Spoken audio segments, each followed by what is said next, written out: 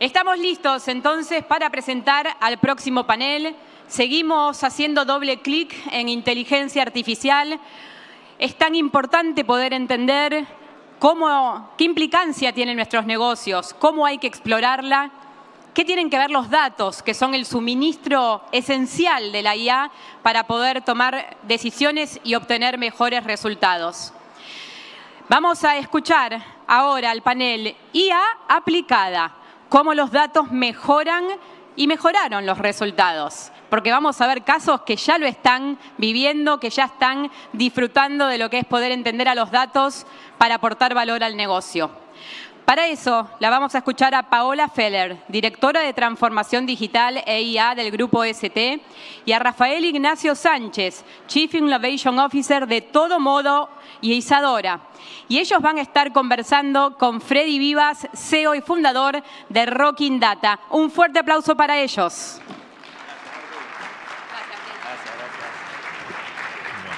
Muchas gracias. ¿Cómo andan? ¿Todo bien? ¿Qué tal el break? Buenas. ¿Qué tal? Buenas. ¿Se escucha bien? ¿Sí? Me puse traje para ustedes, ¿eh? Quiero que lo sepan. La segunda vez en el año que me pongo traje. Es raro verte así. Es raro, ¿no? Hubo gente que me cruzó y me dijo, ¿sos vos, Freddy, de traje o...? Sí, soy yo, efectivamente. Así que, Pau, Rafa, gracias por haber venido. Placer. Gente con la que tenemos muchas conversaciones muy nerds cotidianamente. Así que vamos a traer ese espíritu de conversaciones nerds, de datos e inteligencia artificial a este espacio, porque creemos que es importante hablar de casos, ¿no? Hablar de cosas concretas, de caminos que fuimos haciendo los tres en diferentes mundos. Me presento un poco yo. Laburo con data, inteligencia artificial, machine learning, estos temas hace unos... Ayer justo pensaba unos 16 años más o menos, que es medio un montón.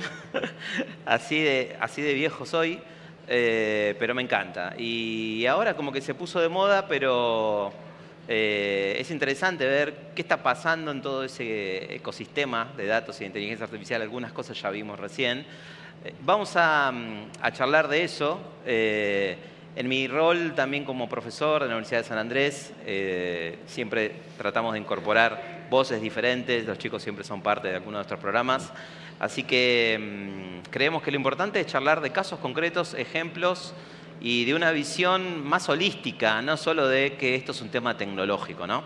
Pero vamos presentándonos. Pau, ¿querés contarnos un poquito de dónde venís? No de dónde venís, de tu casa, me imagino. Pero acá cerca. ¿Cómo llegaste a este laburo que tenés hoy y qué haces en Grupo ST? Bueno, soy Pau Feller para todos los que me conocen por ahí. Estoy en el Grupo ST hoy, grupo sobre todo con compañías financieras, donde tenemos el Banco BCT, tenemos una SGR, ALIC, compañía de leasing y un fuerte espacio de seguros con todo lo que es Life, así que sobre esa vertical también. Vengo previo de varios años, más de 16, no voy a decir cuánto, pero más de 16. Empezaste muy chica, Pau. Empecé muy chica, estoy en año de cambio de década, así que, pero disfrutándolo. En el sistema financiero, haciendo de esto de lo que va, ¿no? Escuchaba antes cambios de estructuras, cuando vinimos y transformamos todo lo que fue la agilidad, y con la agilidad aprendimos a trabajar de una manera diferente. Y hoy nos toca otra nueva transformación. Así que ahora con este desafío en el grupo. Buenísimo. ¿Rafa? Bueno, no sé si la mayoría conoce Isadora Todo Moda. Algunos, creo que la mayoría conocen algún local.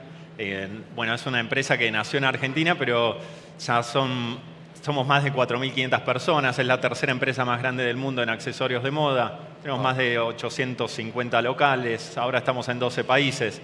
Bueno, y mi rol actual, estoy como Chief Innovation Officer, es el nombre, pero tengo un equipo, por suerte, súper talentoso de 80 personas, un software factory, manejo 2 laboratorios de inteligencia artificial y machine learning, los equipos de ventas de todos los canales digitales y también los equipos que hacen al conocimiento. En este rol, el concepto de conocimiento es digitalizar el conocimiento que hay en el grupo. Hoy voy a contar un poquito de qué trata eso. Bueno, soy, además de ingeniero industrial, data scientist y asesor también de algunas universidades de ingeniería.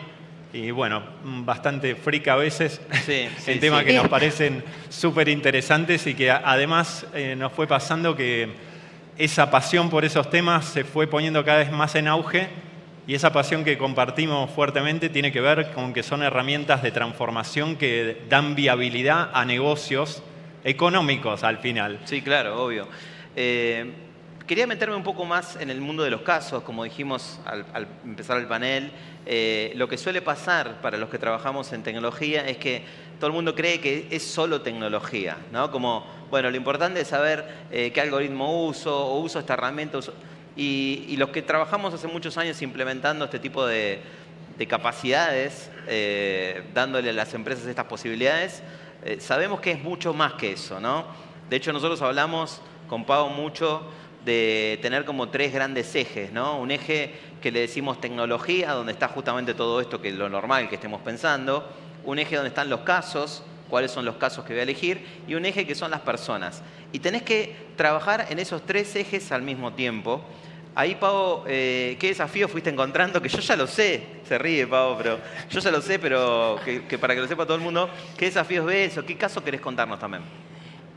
Mira, primero fue súper interesante abordarlo desde estos 3 espacios, ¿no? Ahí veo el equipo, vos contabas del equipo, nosotros surgimos de un equipo de procesos. Claro. Antes hablábamos, ¿no?, de que hoy va de transformar estos procesos en casos de negocios. Casos de negocio y casos de uso. Entonces, lo que nos suele suceder, sobre todo en el sistema financiero, que es algo mucho más pesado quizás que tu industria, lo que nos pasaba era que rápidamente se quiere ir a un caso de aplicación. Claro. Y lo primero que te encontrás es que si no tenemos datos, el caso de aplicación no surge. Todos usamos ChatGPT y ChatGPT puede ser, en nuestro caso Copilot u otro, puede ser un excelente asistente. Pero sí, para un caso de negocio necesitamos mucho más que un asistente, necesitamos toda una estructura atrás. Claro. Y también esa estructura y hablar de datos nos llevó a generar este espacio de hablar un poco de infraestructura y ahí surgió un nombre excelente, excelente, que fue Datos en Acción.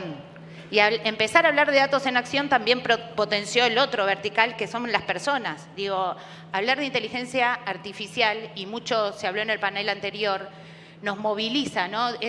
Nos trae sensaciones encontradas en las compañías, desde el desconocimiento, desde el saber que es por ahí. Digo, me parece que despertó una curiosidad enorme en un montón de personas que en la diaria no lo veían, porque nadie se escapa hoy de la inteligencia artificial. Todos lo tenemos en nuestros celulares, lo tenemos a la mano, lo usamos. Entonces, el es por ahí es real. Sí. Y creo que el desafío más grande fue cómo ir equilibrando estos 3. Y de eso, pues está buenísimo lo que decís. O sea, para mí, las herramientas de IA generativa como ChatGPT o cualquiera otra son muy potentes, son unas grandes formas de incrementar la productividad, pero no necesariamente va a transformar tu negocio. Total. De hecho, casi que te diría que no lo va a hacer. Por eso suelo decir que son el nuevo Excel, ¿no? Tenés gente que sepa usar Excel y va a ser más productivo, pero solo eso. O va a ser más ágil en un proceso, ni hablar. Después está la revolución de los agentes y todo eso que capaz que va un poco diferente a lo que acabo de decir, pero de todo eso, ¿tenés algún casito que quieras contarnos que ilustre todo esto? Para mí hay 2 casos, uno que es bien para la audiencia.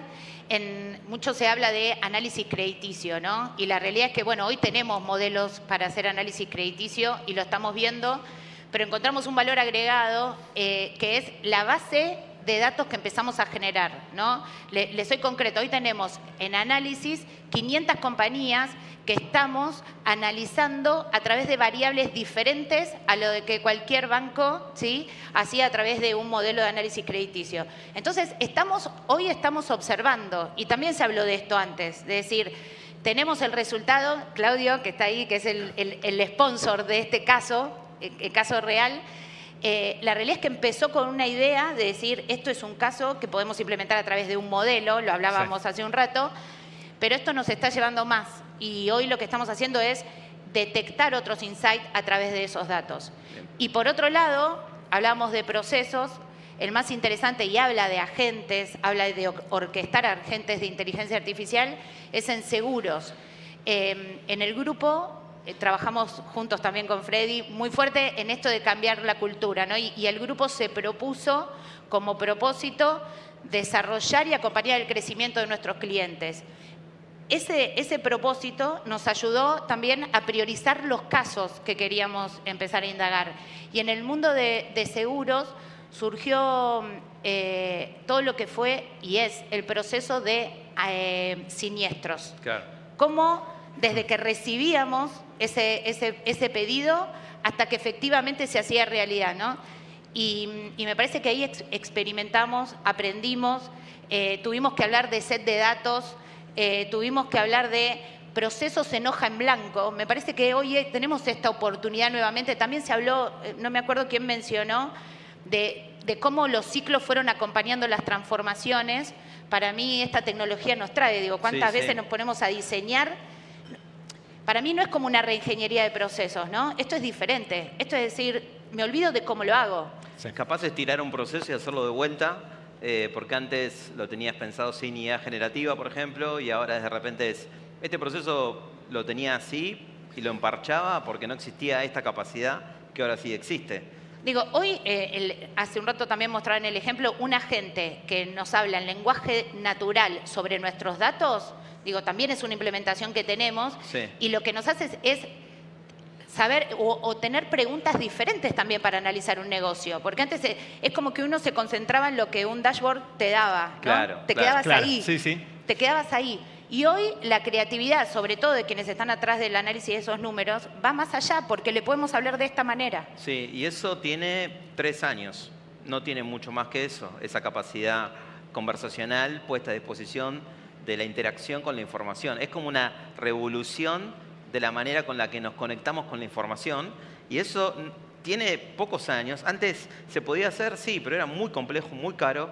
Eso es sí algo transformacional para el negocio. Pero Rafa, contanos un poquito vos esto de los 3 ejes, cómo laburás con tus equipos y algún caso que quieras contarnos. Sí, bueno, primero para nosotros es algo que viene ya hace un tiempo en una ola creciente. No es que ahora, hace un par de años, arranca lo que es como el marketing un poco de IA, sino que por detrás de darle inteligencia a los datos venimos hace muchísimo. Desde el inicio prácticamente del grupo, hace 30 años, Increíble. Estaba en poder tener datos, ya pensando en las bases de datos, si iba a haber un nuevo país en el futuro, ya tenían pensado ese atributo, desde el primer local. O sea, había una base de que los datos algún día iban a poder generar valor, y lo que fue pasando es que las tecnologías nos fueron acompañando. Pero no solo la tecnología acompañó, sino que los resultados. Desde hace más de 10 años, entre la mitad del resultado económico, de la última línea del PBT del negocio, desde un 50 a un 30, viene representado por una mejora en los procesos asociados a inteligencia. Hubo un tema que era, por ejemplo, la merma que había de la diferencia de stocks en 800 puntos de venta. Imagínense cómo se tiene que ir midiendo. ¿Hasta qué punto podíamos, desde una inteligencia, actuar antes de que ocurriese la diferencia para poder identificar cómo se podía solucionar? Tuvo implicancias ese tipo de análisis hasta un punto tal que nos cambiaba la iluminación o dónde estaba ubicado en una tienda para poder llegar a saber que había una diferencia de inventario en un artículo en una tienda en Cancún que era superior en 2 unidades a lo que estaba pasando. Con lo cual, a definir cuál era el nivel de intensidad lumínica, a definir después cuál era el equipo ideal para gestionar un local en cuanto a este indicador, después a la venta. Terminó pasando que la única manera en poder industrializar nuestro negocio, en poder tener un local remoto, entendiendo toda su gestión y si estaba en el óptimo, tenía que ver con dejar en claro cuáles eran las variables asociadas al resultado y ir entrenando un modelo que encontrara cuál era la combinación óptima. Ese concepto, que fue importante en cuanto a la cultura, era nunca hacer una lógica de inteligencia para poder controlar el equipo. Lo que pasaba con estas inteligencias, y fue bien pensado desde el inicio en cultura, que fuese el equipo el beneficiado de la implementación. Como los equipos veían que tenían un reporte específico que les decía, miren, estos 4 artículos los tenés que ir a reponer porque son los principales en base a la estadística que da toda tu zona, ese equipo decía, necesito ver ese tablero, necesito ir a hacer la acción que me propone. Y venía al rato el equipo pidiéndote, ¿por qué no le agregás además el color y esto y el otro? Eso cambió mucho a empresas que asociaron más a BI, a inteligencia, con te voy a enganchar cuando hagas algo mal y vas a quedar despedido. Claro. Ese concepto nos vino facilitando después otros lugares, que era, estás metido en moda y en moda es, esto no lo podés medir. Esa era la primera imagen que había. Pero venía me acuerdo, vino Martín, el presidente del grupo, y me dice, ¿cuál es el mejor producto de la compañía? Yo digo, bueno, a ver, agarrás el listado, ¿qué es lo que más vende? Y me dice, no, lo que más vende, porque está en muchos locales, eso puede ser que sea bueno, pero puede haber uno muy bueno, del cual compramos poco y lo lanzamos ayer. Y entonces era, ¿cómo logras una matemática que identifique cuál es el mejor producto de tu compañía? No existía un atributo en el sistema que hablara de la atractividad de un producto. Pero la pregunta era, ¿se puede diseñar un atributo que hable de la atractividad? Porque ¿cómo quiero gestionar un negocio que se rige en cuanto a gusto y no tener en ningún dato la atractividad? Entonces pensamos cómo se podía medir la atractividad. Y ahí empezamos a decir, bueno, la atractividad puede tener que ver con una tasa de cuántas personas ven un producto, cuántas eligen comprarlo a ese precio. Entonces empezamos a crear indicadores que son de atractividad. Ahora es un vector atractividad. Ese vector primero era de 2 dimensiones. Hoy tiene más de 800 dimensiones. Me van a decir, no, te fuiste a cualquier lado. ¿Pero por qué? Porque un producto tiene su materialidad, tiene su morfología, tiene después un tipo de herraje o puede tener cierta combinación de colores. Todo eso se puede hoy vectorizar. Y por detrás de esos vectores, lo que termina pasando hoy es que una persona que trabaja en la planificación de un artículo con 6 meses de anticipación, desde la imagen del producto, puede predecir cuánto va a ser la venta en cada local. Eso es lo que permite un sistema en real time que va leyendo cómo es el comportamiento y te asocia vectores, y básicamente son atributos, con el resultado. El resultado no es casualidad. Y muchas veces equipos de moda que son más sensibles infieren que toda esa complejidad no es abordable desde el plano digital. Cuando empiezan a ver que sí, ustedes debiesen meterse en una de nuestras charlas con los equipos que tenemos equipos que se fueron haciendo híbridos y te empiezan a decir cómo podés clusterizar unas tiendas que son el estilo punk. Entonces, y al final empezamos a cambiar las lógicas de los pantones y de cómo es el comportamiento en los productos que van comprando y encontramos que existían las tiendas punk. Y entonces si entendés que existe una tienda punk, es quiénes visitan una tienda punk. Bueno, entonces, ¿qué productos les voy a recomendar? ¿Cómo logro una hiperpersonalización si no llego a tener esos conceptos sensibles digitalizados?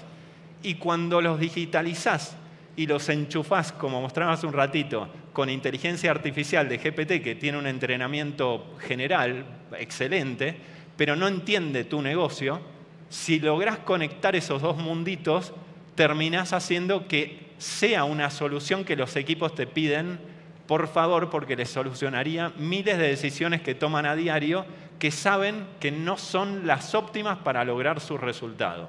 Rafa, me parece espectacular lo que vas a decir y podemos hacer varias dobles clics, pero bueno, no vamos a tener tanto tiempo. Será para la siguiente. Pero iba a decir cuando hablamos incluso de qué tenemos que buscar en nuestros equipos, siempre solemos decir mentalidad data-driven, ¿no? Y queda como una cosa como súper en el aire. Eso que acabas de decir de ejemplo es exactamente eso, ¿no? Cómo construyes esos indicadores. Y me acuerdo también haber leído, hay un libro que se llama Organizaciones Exponenciales, que es muy interesante, de Peter Diamandis, que tiene muchos años ya. Y una de las cosas que ellos hablan en ese libro es el proceso en el que se digitaliza todo, ¿no? Y cuando me acuerdo leí ese libro hace muchos años, vos decís, no se puede digitalizar todo, no se puede digitalizar la música, qué sé yo, y ves Spotify con indicadores de escuchabilidad. Entonces, seguramente muchos de los que están acá deben estar diciendo, bueno, pero eso en mi negocio no se puede. Hay que ponerle cabeza a data-driven, ¿no? Sí. Bueno, ahí te sumo dos cosas. Cada vez que hablas de algo con DAD, esto que decías, escuchabilidad, para nosotros era atrás de un DAD hay una tasa, hay una ecuación, hay una relación, no sé, piensa en una palabra cualquiera. Si piensan en libertad, es opciones posibles sobre opciones totales. Entonces podrían medir un grado de libertad, pero podrían ver la atractividad de los productos, la exclusividad. La exclusividad es cuántos productos realmente podría vender, pero cuántos doy de disponibles. Puedo ver la convertibilidad, la combinabilidad de productos. Todos esos atrás piensen que hay un indicador que se puede calcular. Si lo calculan, pueden empezar a hablar el mismo idioma de su negocio. Piensen en Netflix. ¿Una película es atractiva o no es atractiva? Hay alguien que piensa que ustedes van a entender que esa película es atractiva y lo harán porque ven cuánto tiempo ven una película, que no es de otra, que sí. Hacen un calculito. TikTok hace lo mismo. Todas las empresas hoy, grandes digitales, son grandes digitalizadores de emociones que generalmente están relacionadas a estas palabritas. Así que piensen en esa transformación digital cuando escuchan en reuniones que ahí atrás hay una posibilidad de digitalización que viabiliza todo un mundo de decisiones algorítmicas. Sí, y cuando hablamos de personalización o hiperpersonalización, estamos hablando de eso, ¿no? Si no tenés un entendimiento profundo de tus clientes, ¿cómo vas a ser relevante para ellos? Si no sos relevante, sos genérico. Si sos genérico, fuiste. Así que cuando hablamos, a mí mucha gente me dice, ¿qué va a pasar en el futuro? Bueno, para mí, primero implementemos todo esto, ¿no? Como que el futuro es, hagamos esto. Pero siendo que hoy viene Michukaku, no podemos evitar las preguntas del futuro, ¿no? Entonces, Pau, te pregunto, todo esto que estamos hablando puede cambiar mañana, porque sale otro chat GPT, otra cosa, y nos disrumpe. Sale Claude para finanzas y estamos todos diciendo, ¿y esto cómo se mastica? ¿Cómo ves todos estos cambios para los próximos años de Grupo ST? ¿Qué ideas tenés de cómo lo vas a abordar? Mira, arrancando de todo lo que va saliendo y no sabemos qué va a salir, para mí estas últimas semanas me adueñé de una frase que escuché que me parece que para finanzas es súper sostenible y es, tenemos que pasar de esta cultura de empresas que lo sabemos todos, ¿no? De decir, sé por dónde va a ir, sé por dónde viene, a compañías, grupos o situaciones en donde lo aprendemos todo. Me parece que el primer tema para pensar en el futuro es un cambio de mindset real. Y hablando de mindset, creo que tenemos que cambiar este mindset del reemplazo, ¿no? De que la inteligencia artificial y la data viene a reemplazar por un mindset de crecimiento. Entonces ahí veo algo de, no sé hacia dónde voy, sé que esto nos puede exponenciar y nos puede hacer crecer. Definitivamente dentro del grupo veo un ecosistema de servicios, servicios que hoy la tecnología nos está permitiendo acelerar de manera profunda, rotunda y de manera rápida, con lo cual no me imagino los servicios que estamos brindando hoy desde cada una de nuestras compañías, sino me imagino este ecosistema como este ecosistema ST, donde realmente estemos cerca de las necesidades de las empresas que están detrás, de las personas que están detrás, y que sean ellos que elijan cómo abordar el grupo. Un mundo de más opciones. De acción. De acción y también yo creo que de más opciones, ¿no? Como hace poco leía un reporte que decía que los grandes ganadores de estos negocios van a ser los que den muchas opciones. Muchas opciones de pago, muchas opciones, vos ves Infobae y tiene un montón de opciones para escuchar la nota, para leerla, para, no sé, opciones, ¿no? Y pensaba en esto de la mentalidad de crecimiento, me parece interesante, como que vivimos la IA hoy como en una mentalidad de reemplazo. Hacía A, B y C con humanos y ahora hago A, B y C con IA. Y eso es, para mí es obsoleto, es una mentalidad obsoleta, porque lo que tenemos que buscar es cuáles son esos nuevos casos que nos agregan valor al negocio, que nos permiten hacer cosas que no podíamos hacer antes sin IA. Pero como para ir cerrando, la otra vez te escuché en una charla, Rafa, y dijiste algo que me resultó como fuerte. Y acá espero no exponerte delante de tanta gente, pero bueno, ya estamos jugados. Ya lo dijiste. Tengo que ir con la pregunta. Te vieron una charla, adelante de un montón de gente en la rural, si mal no recuerdo, ¿no? Y estabas diciendo de que la visión de ustedes como grupo era ir hacia una empresa como un negocio autónomo, ¿no? Que se autogestione, sí. O algo así, dijiste. ¿Eso lo ves realista? ¿Con esta visión la gente no tiene miedo de reemplazo laboral? Bueno, ahí yo contaba un poco todo este mundito de algoritmos y de cómo se puede digitalizar. Y bueno, ¿qué es la realidad nuestra del negocio? Es que tenemos más, y le hicimos el cálculo, hay más de 4.000 millones de decisiones al año. Me dirán, no puede ser. Bueno, diseñamos 25.000 productos al año, son todos nuevos, se lanzan, cada momento alguien tiene que haber decidido es este producto y nosotros. Así que imagínense que tengo que elegir entre 4 o 5 opciones, tengo que elegir el precio, la materialidad, a qué proveedor le compro, a qué países lo mando, a qué tienda, en qué momento del año va a llegar y hasta qué lugar de la tienda va a estar ubicado. Todo eso hace que sean un mar de decisiones. Atrás de cada decisión vemos y fuimos implementando algoritmos donde vamos parcialmente reemplazando decisiones que generalmente no se podían tomar en esa minuciosidad, se hacían en formas mucho más generales. Bueno, ¿cuál es el precio? Bueno, pones un precio, pero ese precio lo calculás todos los días de vuelta, ¿es el precio ideal para ese artículo en ese local? Inviable hacerlo. Entonces lo que pasaba es que el negocio se conformaba con un nivel de inteligencia más o menos gestionable. Cuando vas entendiendo que podés llegar a la personalización, se hace infinito. Entonces ahí metiéndole inteligencia, podés ir haciendo que cada decisión termine siendo el input de la otra decisión. Supongamos, empieza a aumentar mucho un producto. Bueno, ese producto, ¿cuánto va a seguir vendiendo la semana que viene y subsiguiente? Podés empezar a eso, a derivarlo en una necesidad, en un plan de compras, en un plan que automáticamente derive en que un proveedor tenga que ponerse a fabricar y haga todo una retroplanning y un abastecimiento. Si esto lo vas pensando en el futuro, no hay nada de eso que no sea hoy ya parcial y que no pueda automatizarse a un nivel de operación. La autonomía de un nivel de operación la vemos absolutamente viable. Después de decir, ¿todo el negocio va a ser autónomo? No. Lo que va a tener que pasar, igual que en un avión, es que hay un piloto. En el caso de que va todo operativamente bien, no necesito estar viendo que esta orden de compra la meto. No, eso tiene que funcionar. Lo que tiene que haber es un nivel direccional que va eligiendo el camino de menos riesgo, el más acertado, y va parametrizando distintos los sistemas. Ahora, si esto le da miedo a los equipos, sí, les da miedo, pero les da miedo, más miedo, que seamos la segunda empresa en hacerlo.